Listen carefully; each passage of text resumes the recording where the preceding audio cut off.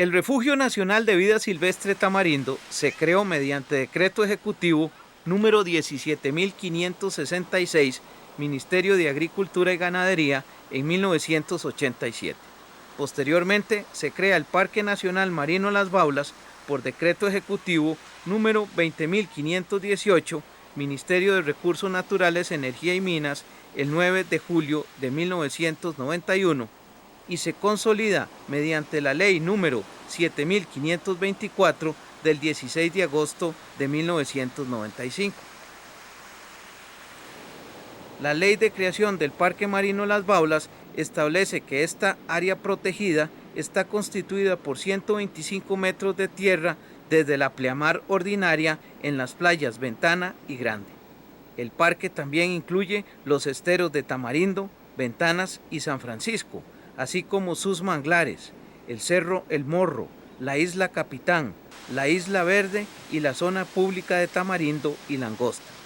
Además, comprende las 12 millas marítimas que corren paralelos a la costa. En el Parque Nacional Marino Las Baulas, el clima es tropical seco, donde existen diversos tipos de mangle y unas 174 especies de aves marinas y terrestres.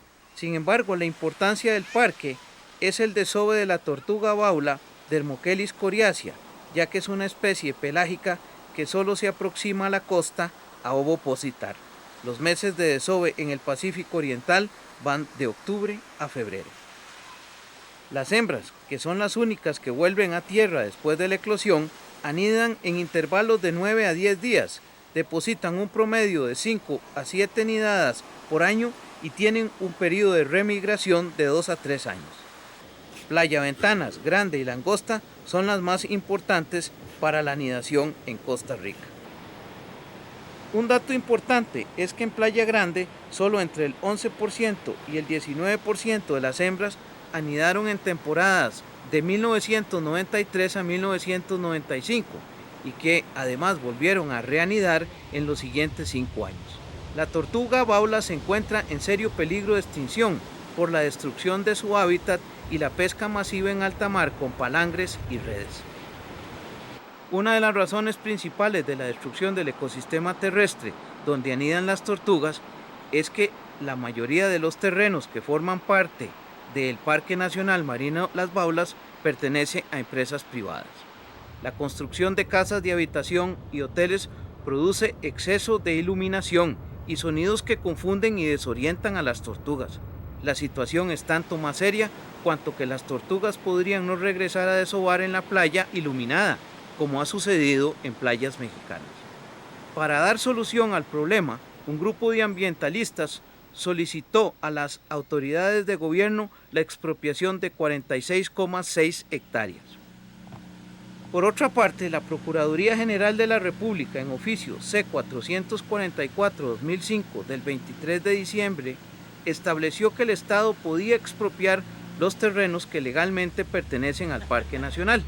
Sin embargo, la administración pública ha actuado muy lentamente en el proceso de expropiación y solo se ha adquirido un porcentaje muy bajo de los terrenos, ya que los dueños están pidiendo entre 750 millones a 800 millones de dólares por las propiedades.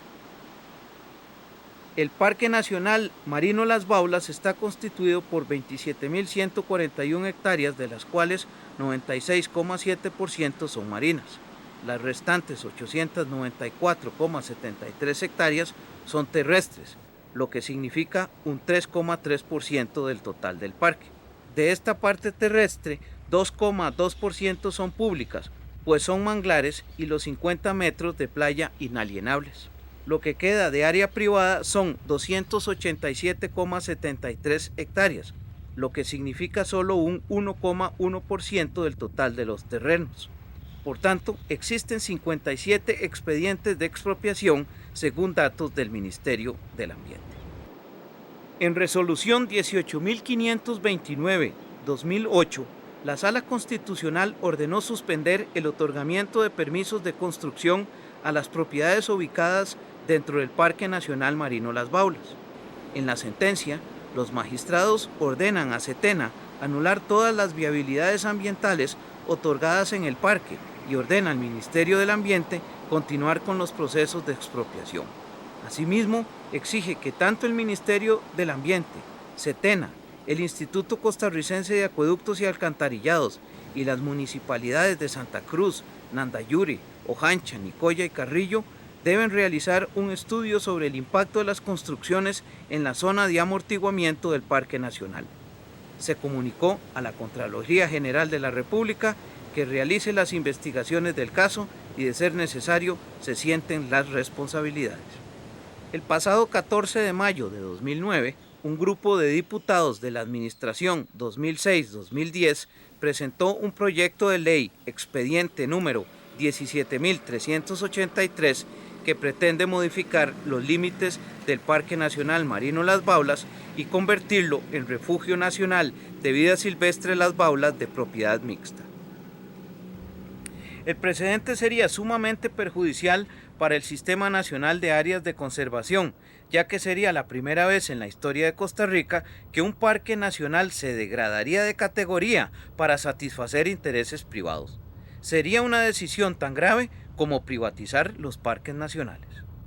Por tanto, debe archivarse dicho proyecto de ley, ya que violenta la Constitución Política en su artículo 50, los convenios y tratados internacionales ratificados por Costa Rica en materia ambiental, la Ley Orgánica del Ambiente, la Ley de Biodiversidad y la Ley de Vida Silvestre. Además, nuestro país estaría contribuyendo a la desaparición de la tortuga marina baula, especie en peligro de extinción. Bienvenidos y bienvenidas al programa.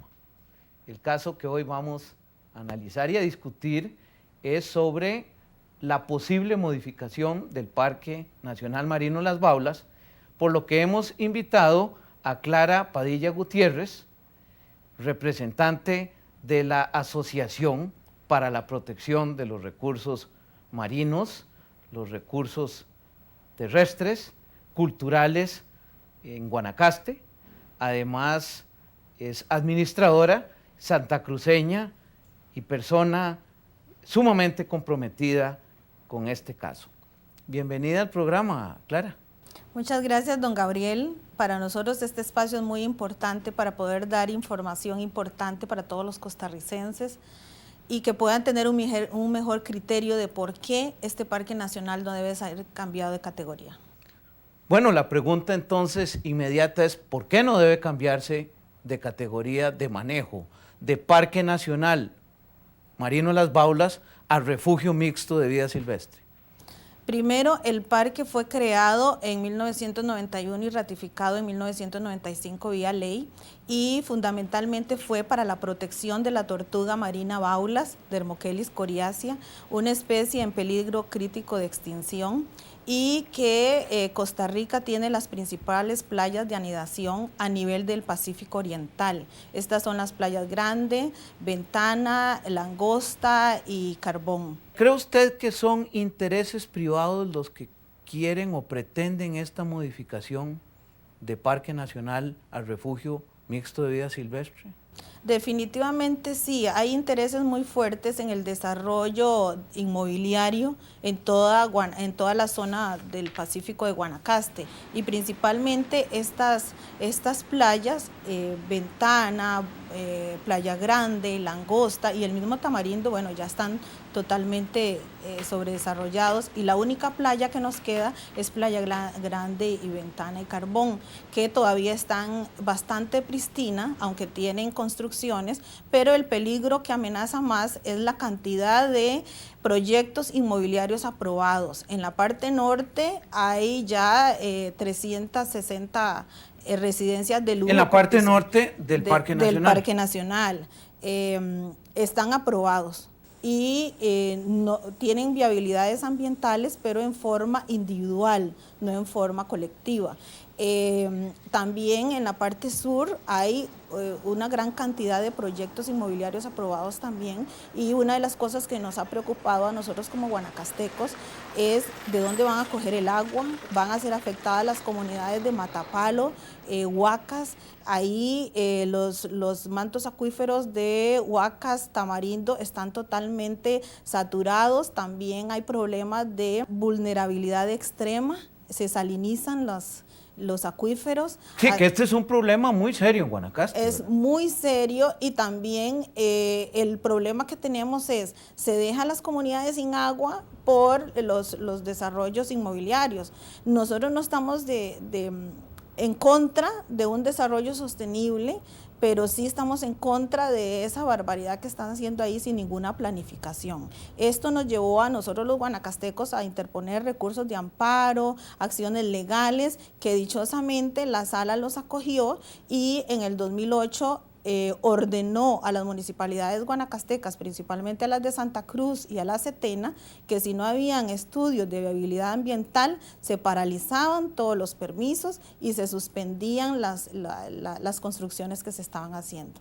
¿Por qué si la Procuraduría General de la República hizo una interpretación de la ley y estableció que eran 125 metros tierra adentro, o sea, que a pesar de que es un parque marino, hay una área terrestre claramente definida? ¿Por qué los inversionistas compraron tierra si sabían que era parque nacional? Sí, como le dije, el parque fue creado en 1991, pero ya habían algunas casas, pero eran muy pocas. Yo entré ahí en 1980, había gran cantidad de hueveros que se llevaban los huevos, había unas pocas casas. Esas casas ya estaban construidas. Posteriormente al proyecto de ley siguieron comprando lotes y también construyendo, y ya era parque. Entonces ahí hay una gran desinformación. Nunca los vecinos han querido el parque, pero porque lo han visto como una venta de lotes, no lo han visto por la importancia en cuanto a la biodiversidad de las playas, sino que lo han visto como un negocio, y siempre lo vieron como un negocio de bienes raíces. Entonces las construcciones siguieron tanto dentro como fuera, aún siendo parque. La ley no ha sido respetada como tal, el Ministerio de Ambiente no ha tenido los recursos fundamentalmente para tener un manejo adecuado como parque nacional, y esto ha conllevado a una serie de desorden. Los mismos dueños más otros compradores han hecho desastres en la playa, han eliminado la vegetación, le han cambiado de uso. Todas esas irregularidades las hemos denunciado tanto a MINAE como a las autoridades pertinentes. Ahora bien, la Procuraduría viene a interpretar la ley porque la ley tiene un error en la coordenada, donde la coordenada del norte comienza en Punta Conejo y termina en Punta Carbón, pero de acuerdo a los desarrolladores o los inversionistas o a los dueños, ellos dicen que la coordenada que va al sur llega al mar. Entonces, eso es totalmente irregular. Las tortugas no pueden desovar en el mar.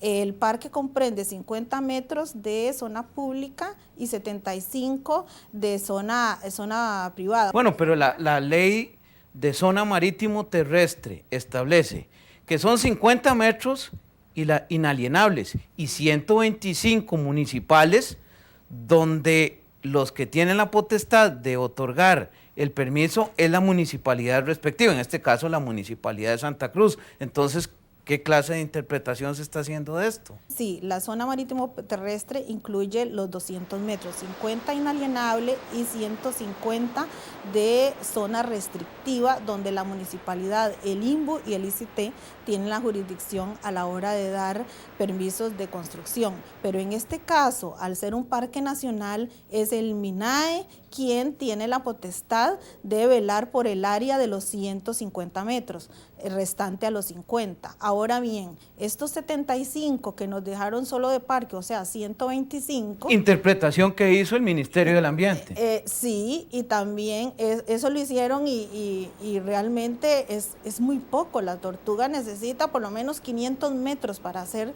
más o menos bien protegida. La confusión vino en los errores de coordenadas y fue ahí donde la Procuraduría interpretó que el parque no podía ser en el mar, sino en la tierra. Y no solo eso interpretó, sino que la ley es muy clara. Al ser un parque nacional, debido a la ley de creación y la ley orgánica del ambiente, debe ser comprada las tierras vía compra directa o vía expropiación. Ahí es donde ha resultado la pugna. Ahí le voy a hacer una pregunta en relación con esto que es muy seria. ¿Por qué los dueños están pidiendo sumas exorbitantes por expropiación? Tengo entendido que algunas oscilan entre 750 a 800 millones de dólares. ¿Es parte de un negocio o qué es lo que está sucediendo con estas sumas tan fuera de lo que establece la misma ley? Sí, bueno, para nadie es un secreto que los precios de las tierras venían disparándose antes de la crisis mundial de la inmobiliaria.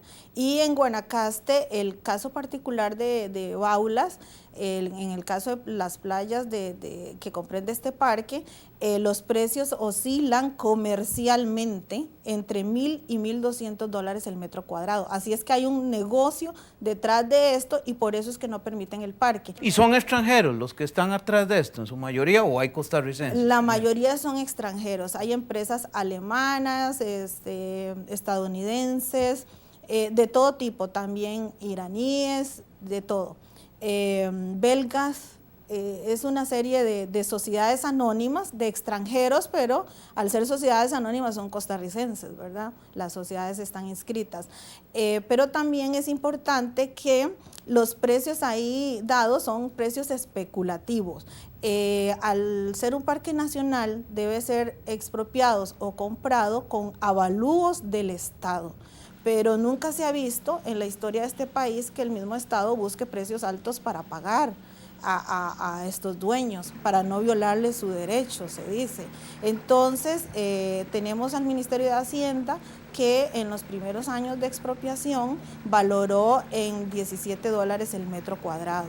En los últimos años, los precios en el mismo Ministerio de Hacienda, en la Oficina de Tributación de Punta Arenas, lo valoraron a $100 el metro cuadrado.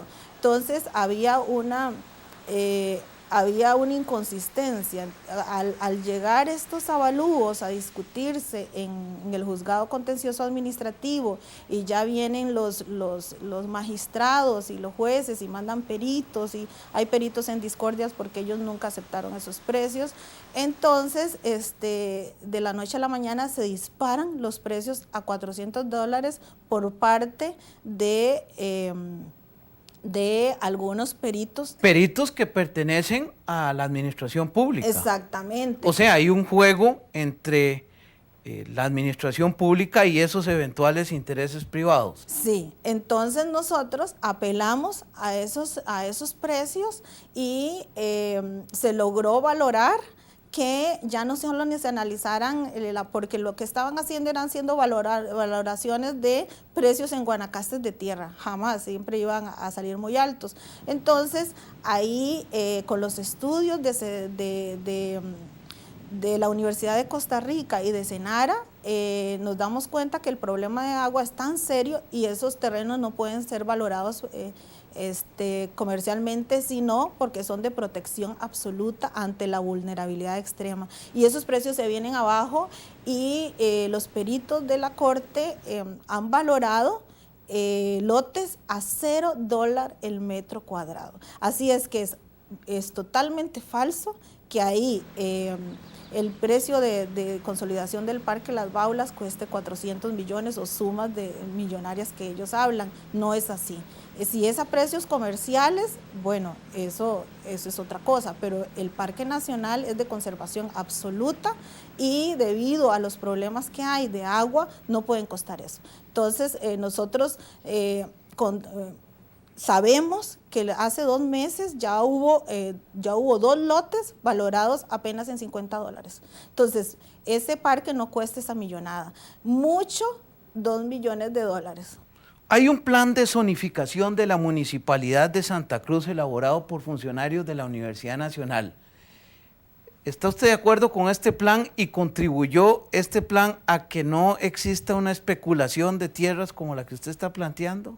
Yo no estoy de acuerdo con ese, es un reglamento de zonificación que hizo la Municipalidad de Santa Cruz. O sea, no es un plan de manejo. No es un plan de manejo, fue un reglamento de zonificación hecho por algunos abogados que eran de los mismos desarrollistas y que trabajaron ahí en la Municipalidad de Santa Cruz. Nosotros hicimos toda esa investigación y la Universidad Nacional, si bien es cierto, sí participó en la persona de don Freddy Pacheco, pero realmente este reglamento lo que planteaba era permitir las construcciones.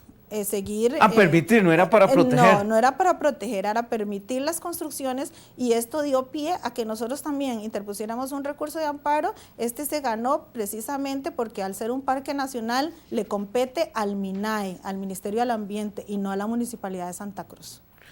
Un ciudadano extranjero compró 3,5 hectáreas cercanas a la playa, en este caso Playa Grande. Sin embargo, él solicitó un arbitraje internacional ante el Banco Mundial y amparado a todo este mecanismo que se pretende establecer producto del Tratado de Libre Comercio, ¿acogió el Banco Mundial la demanda que presentó este extranjero?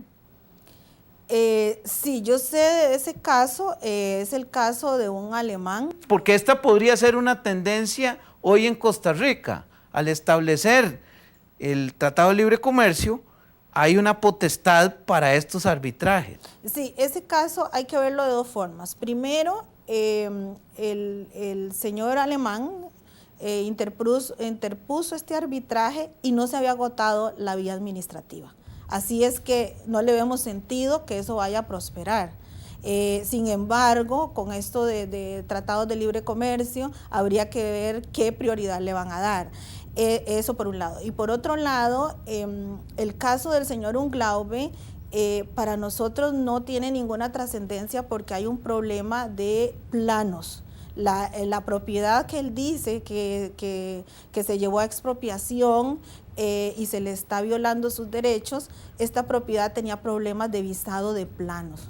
Entonces, esa propiedad se ha analizado muy profundamente y no solo esa parte, sino hay 10 hectáreas que podrían, todavía no, la Procuraduría tiene que hacer los estados de los análisis de titulación, podría estar mal titulada. ¿Qué quiere decir eso? Que es muy posible que ese terreno sea estatal y no habría que pagarle.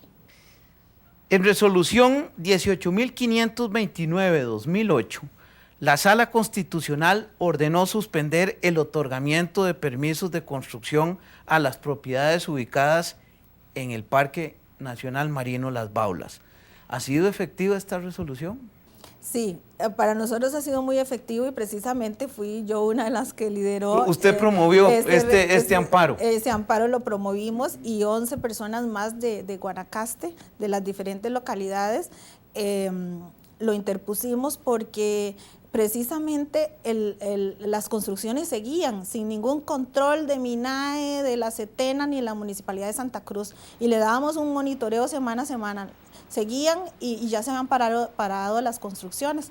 Entonces dijimos, bueno, ¿cómo es posible que aquí no se respete la ley? Entonces, esos 500 metros son importantísimos y volvemos al primer punto cuando le decía que solicitaban permisos de construcción individual. No es lo mismo que usted solicite un permiso de construcción para su residencia donde usted va a vivir, a que ya sea ese permiso que está solicitando parte de un proyecto como Playa Grande State, que tiene 365 residencias de lujo. Entonces, perdón, el recurso de amparo vino el argumento que nosotros utilizamos, señores de la sala, ordene a la SETENA, nuestra petitoria fue en ese sentido, que analice los proyectos en forma conjunta, no individual, y eso originó ese voto. Ahora, a eso se debe que la Contraloría General de la República, en un informe reciente de 2010, criticó severamente al Ministerio del Ambiente por su débil gestión en la administración y protección del Parque Marino Las Baulas. ¿Es entonces válida esa crítica? Sí, es totalmente válida. La Contraloría General de la República hizo todo un análisis desde creo que duró como 2 años, toda la violación de las leyes en cuanto al cambio de uso del suelo, también a los malos manejos administrativos y por la poca designación de presupuesto, y por otro lado que seguían las construcciones, aunque habían órdenes de la sala, aunque había orden de la sala también de que las expropiaciones tenían que pagarse, habían fondos para eso y simplemente no se estaba haciendo. Así es que para nosotros fue importantísima esa resolución que la Contraloría haya hecho, y ojalá de verdad que esto tenga un final feliz, como decimos nosotros, que el parque no se cambie de categoría, siga siendo parque, y no solo eso, que se consolide. Y nosotros en Guanacaste sentimos que si desaparece el Parque Las Baulas o si le cambian de categoría a refugio privado, esto es una ventana para que los demás parques de Costa Rica se sigan cercenando y desaparezca nuestro sistema de parques, que ha sido de tanto orgullo para todos los costarricenses. Y además no solo eso, es una fuente de ingreso para los guanacastecos y los costarricenses. De ahí se benefician comunidades locales de Matapalo, de Tamarindo y de Playa Grande. Yo trabajo con estos grupos y de verdad ellos viven de los tours que se hacen a las tortugas. Si este parque desaparece, mis comunidades no tendrían trabajo y entrarían a competir con los dueños, que eso sí tienen mucho dinero para invertir en kayak y hacer una serie de servicios que serían buenos para el parque, pero en manos de quién quedarían los ingresos. Definitivamente, como guanacastecos, nosotros vamos a luchar hasta donde sea posible para que este parque no se convierta en refugio privado. Agradecemos a Clara Padilla Gutiérrez, santacruceña, representante de grupos ecologistas en la zona, y a ustedes los esperamos a un programa más de garantías ambientales. Muchas gracias.